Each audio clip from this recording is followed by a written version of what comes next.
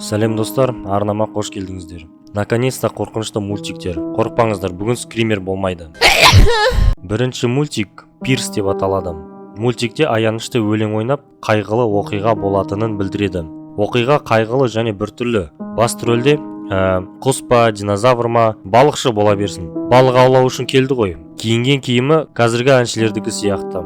Сөйтіп балықшы балық аулауға келіп, алайда көпірдің астындағы монстрды байқамайды. Монстр аузынан кішкентай бірдемені суға тастайды. Ал балықшы әрине именно сол балықты ұстап жеп қояды. Жиналып кете бастайды. Монстрға бұл нәрсе ұнамайды. И ол балықшының назарын аудару үшін суда балықтар көп дегендей суды ұра бастайды. Балықшы қуанып артқа жүгіріп, ішінің ауырғанынан құлайды. Бізге оның асқазанын көрсетеді. Әлгі жеген балығы оны іштей жей бастады. Бір кезде балықшы көпірден құлағанда, оны монстр ұстап алады да, аузын ашып, тағы да балықтар тастайды. Осылай мультик бітеді. Айттым ғой, мультик біртүрлі. Жауаптан гөрі көп сұрақ туады. Алайда мен әрбір мультикте мағына іздегендіктен, бұл жерде шикі балықты жеуге болмайды. Мен осы мультикті бұрыннан көздеп жүргем. Аты Леденец, Мускомпит. Бір бала мектепке барып, үйге бір көзі жоқ болып келеді. Оның анасы бұл күні ештеңе байқамайды. Келесі күні де бала бір қолсыз келеді. Бірақ үшінші күні бір аяғы жоқ екенін бала анасынан жасыра алмады.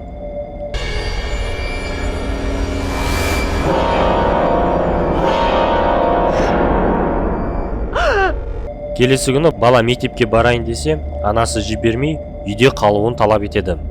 Бала қатты ренжиді. Көңілін қалдырмау үшін анасы көп тәттілер әкеп береді. Бала басында қуанады, алайда өзі қалаған Мускомпитті таппайды. Сөйтіп жынданады.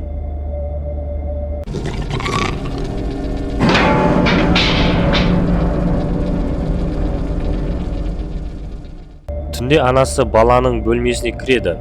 Бәрі дұрыс па екен деп. Анасының орнында болсам шапалақ жетер еді. Бірақ бала ол жерде болмайды. Қорқып далаға жүгіріп шықса, мүгедек болып қалған басқа баланы көреді. Соның артынан жүріп отырып, керек жерге апаратынын түсінеді. Сөйтіп көп балалар жиналған бір зиратқа келеді. Олардың барлығы денесіндегі мүшесінен бір Мускомпитке арпастап, мүгедек болып қалуға дайын екен. Бұл оқиға тәттілер жайлы емес, наркотик және оның зиян екені туралы. Адамдар тағы бір доза үшін барлығын беруге дайын.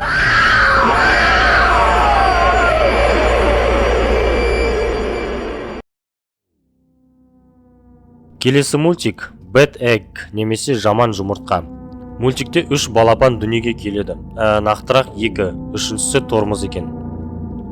Анасы құртты бірінші баласына береді, екіншісі туылғанда тамақ бітіп қалады.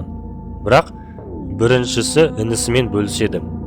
Анасы тағы тамақ керек екенін түсініп, дүкенге кетеді. Осы кезде екінші туылған балапан көзіне жаман нәрсе елестейді. Анасы тамақ әкелсе, оған артылмай қалады деген. Осылай болуын қаламай, жұмыртқаны итеріп жібереді. Ол жарылып қалады. Артынан тірі бауырын да итеріп жібереді.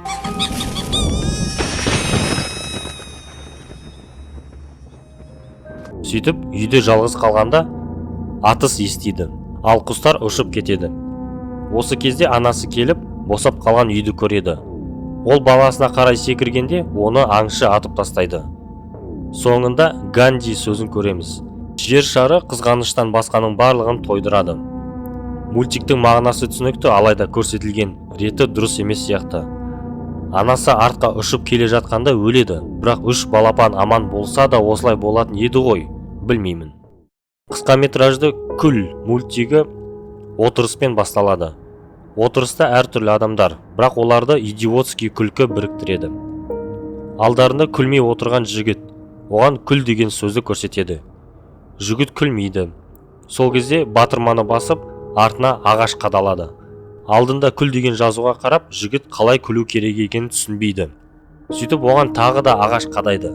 Жігіт күле алмай, қансырайды. Артынша жігіттің күлкісін көрмей, өлтіріп тастайды. Осымен бітті.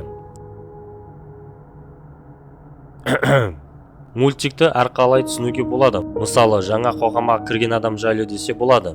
Немесе мемлекет проблемасы болып жатқан нәрселерге қалай күлуге болады дегендей. Осымен бітті достар. Арнаға тіркеліп комментарий қалдырыңыздар. Қазақша YouTube дамысын.